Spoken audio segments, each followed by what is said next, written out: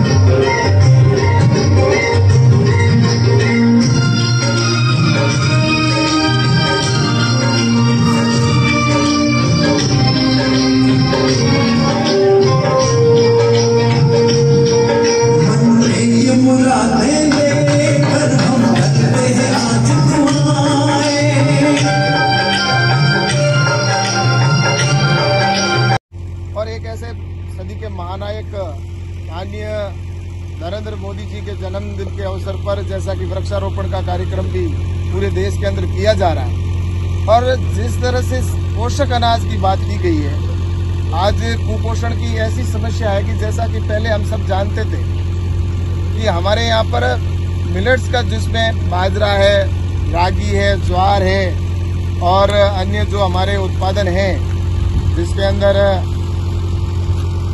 कुकुम वगैरह जो भी जितनी भी हमारी फसलें होती है जिसमें सावा है, चीना है, ब्राउन टफ, मिलेट्स, ये सारे उत्पादन हमारे शरीर के अंदर उन पोषक तत्वों को पूर्ति करने वाले हैं। इसलिए आज के दिन पूरे देश के अंदर जैसा कि सभी कृषि विज्ञान केंद्रों के ऊपर मिलेट्स के भोजन का भी जिस तरह से ऐसी हमारी बहनें कन्याएं जिनका वहाँ पर मिलेट्स भोजन करके और इस कार्यक्रम का शुभारंभ किया जाएगा। एक समय ऐसा था कि हम सब जानते हैं कि जिस समय पोषक अनाज की वजह से हमारे जो पूर्वज थे, आज से अगर 400-500 साल पहले की बात करें तो जो युद्ध के अंदर लोग जो जाया करते थे और उस समय जितने बलिष्ठ हुआ करते थे, शक्तिशाली हुआ करते थे, उनके हाथों में 50-50 किलो की तलवारें हुआ करती थी, बख्तरबंद हुआ करते थे, ढालें हुआ करती थी और वो सारा वजन लेकर भी डिमांड बढ़ेगी तो फायदा किसको होगा, मुझे बताओ। मांग बढ़ेगी तो फायदा किसको होगा। अब इसकी मांग बढ़ने वाली है क्योंकि पूरे विश्व में बाजरे का उत्पादन सबसे ज्यादा, मिलेट्स, रागी और ये ज्वार जो होती है ये अपने राजस्थान के अंदर होती है। राजस्थान में खासकर बाड़मेर जिले में बाजरा सबसे ज्यादा होता है और पूरे विश्व में जितना मिलेट्स की खेती होती है उसमें से 20% तो सिर्फ हिंदुस्तान में होती है। और बाजरे की अगर बात करें तो पूरे राजस्थान नहीं, पूरे हिंदुस्तान में जितनी बाजरी होती है उसकी 50% बाजरी बाड़मेर में होती है या राजस्थान के अंदर होती है। हिंदुस्तान की आधी राजस्थान में होती है। तो इसकी मांग बढ़ेगी तब भाव भी बढ़ेंगे, बढ़ेंगे कि नहीं बढ़ेंगे। और अब मैं आपको बताना चाहता हूं कि अब एक चीज और है। एक प्रधानमंत्री जी जिस तरह से पर्यावरण की चिंता हमेशा करते हैं तो उसको लेकर वृक्षारोपण का कार्यक्रम भी रखा। पूरे देश के अंदर 7,10,000 वृक्ष लगाए जाएंगे आज एक दिन के अंदर। 7,10,000 वृक्ष लगाना यानी कि मोदी जी का 71वां जन्मदिन है, इसलिए हमने तय किया कि 7,10,000 करें ताकि वो फिगर आ जाए। और इसके साथ ही आज 71 कन्याओं का पूजन भी किया गया। कन्याओं को भोजन जो अपनी बाजरी और रागी होती है ऐसे मिलेट्स का भोजन कराकर भी इस कार्यक्रम की शुभारंभ किया गया। कन्या का पूजन करके यहाँ पर भी कराया। ऐसा पूरे हिंदुस्तान में 71 हर कृषि विज्ञान केंद्र पर 71 बहनों को भोजन मिलेट्स का करवा के और फिर इस कार्यक्रम की शुरुआत की गई।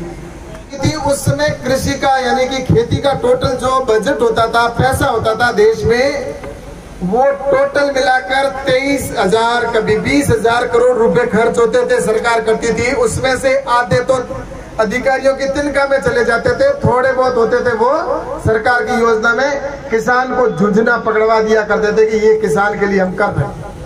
अब करते क्या करते वो तो आपने देखा कि उत्तम से नीचे निम्न पर ले आए।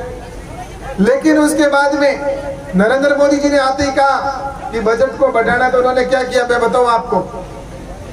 नरेंद्र मोदी जी ने कृषि का बजट जो उनके समय में 2014 में 23,000 करोड़ रुपए था, उसमें से आधे तनख्वाह में जाते थे, लेकिन मोदी जी ने कृषि का जो बजट है, पैसा जो खेती में खर्च करने का हर साल तय किया, उनके तो 23,000 था और मोदी जी के 1,23,000 करोड़ रुपए, 1,00,000 करोड़ रुपए बढ़ा दिए। इस साल का कृषि का बजट 1,23,000 करोड़ है और उसमें भी आधे तो सीधे किसान के खाते में जाते हैं। आपके किसान सम्मान निधि का जो पैसा 2-2 हजार रुपए हर 4 महीने में आपके खाते में डायरेक्ट मोदी जी एक बटन दबाते हैं वहां पर, और एक बटन दबाते ही 1 घंटे आधे घंटे के अंदर या 15 मिनट के अंदर, मैं सोचता हूं कि 15 मिनट भी नहीं लगते, मात्र सिर्फ 10 या 5 मिनट के अंदर जैसे ही वो बटन दबाते हैं उनका भाषण पूरा नहीं होता।